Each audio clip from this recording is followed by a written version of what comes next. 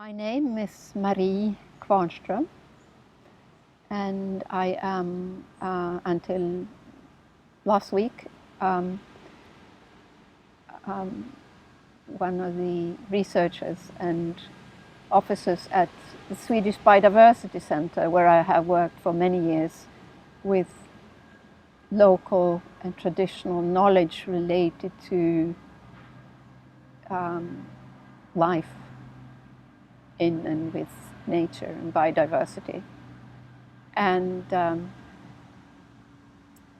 so my interest has for a very, very long time been focused on the relationship between humans and non-humans and how we can live on this earth in a non-destructive way.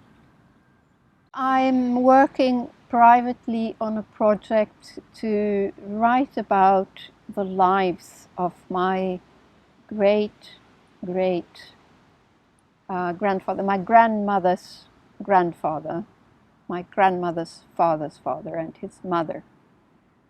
So ancestors of mine in the 1830s.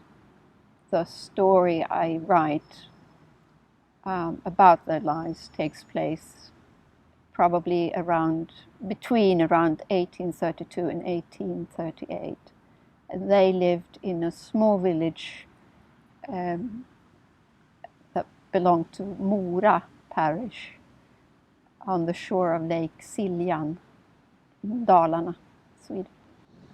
What has struck me so forcibly is how different their life was in respect of time and of the seasons and of darkness and light and the change between darkness and light.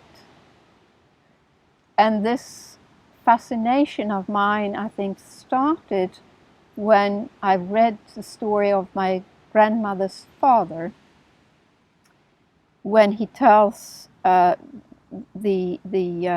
amazing evening when he was, I think it was 5 years old, and he saw a lamp for the first time, a kerosene lamp. One of the young women of the village who walked from Mora to Stockholm to work in the spring and summer brought back in her backpack a kerosene lamp, very carefully carried on her back. And in the winter evening, my grandfather's father, together with his parents, they walked to the little stable where this family lived. They were very poor, the family where the young woman lived, who had carried home the kerosene lamp. And he writes that he knew the word lamp because he had heard about it in the biblical stories.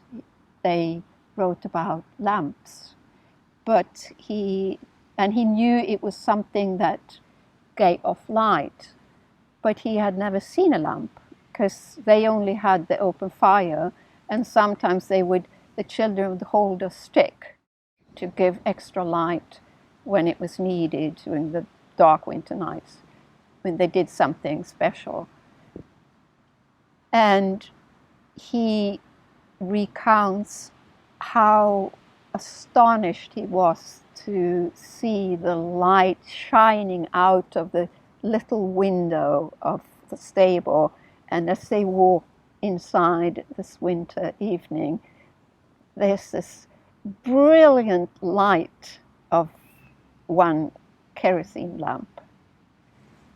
And that made me realize how totally different lives were then, because now we are so used to coming home in the afternoon in the autumn or winter. We just switch on the electrical lights. And so we don't really live anymore in darkness. So they would sit near the fireplace in the evenings and still carry out lots of handicraft work. The women would be knitting or working the wool, preparing the wool for making their garments, and the men would work with wood tools, making utensils.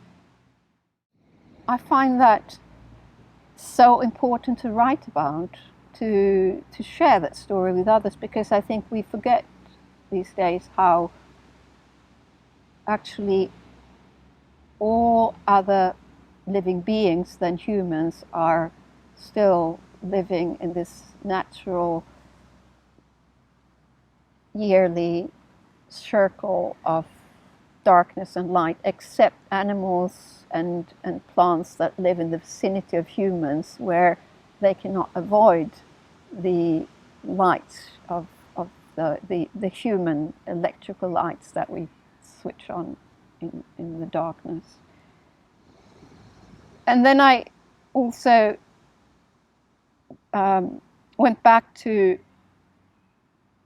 the Earth and its cycle around the sun, and the moon circling around the Earth, and how everything we do, everything all human beings or living beings do,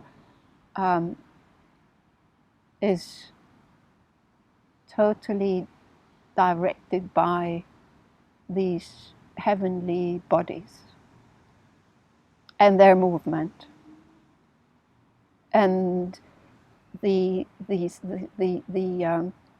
slant of the earth that gives us the seasons, and how pronounced it is here in the north, with spring and summer and autumn and winter, and how that before we used fossil fuels gave the framework of everything. And like I said, still does for all other living beings than humans, really. Yeah. And then I also realized that it's difficult to change, and I look at my ancestors and how they were following in the tracks of their ancestors, and how we all follow in the tracks of those who came before us. And since we today follow in the tracks of people and our ancestors who have lived through the Industrial Revolution, it's very difficult to pull ourselves off of those tracks, the tracks of the fossil fuel life, and steer away to what has to become a way of life that is non-destructive.